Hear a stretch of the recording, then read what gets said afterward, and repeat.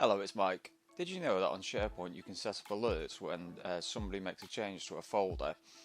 So to do this, log into your office.com account, find Sharepoint,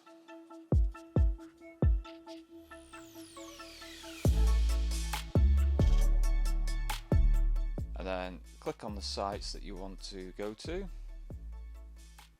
click on Documents, and click the three dots here and click Alert Me.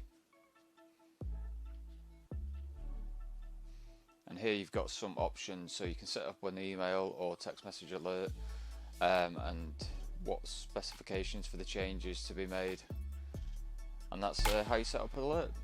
If you like this video, give it a like and don't forget to hit that subscribe button.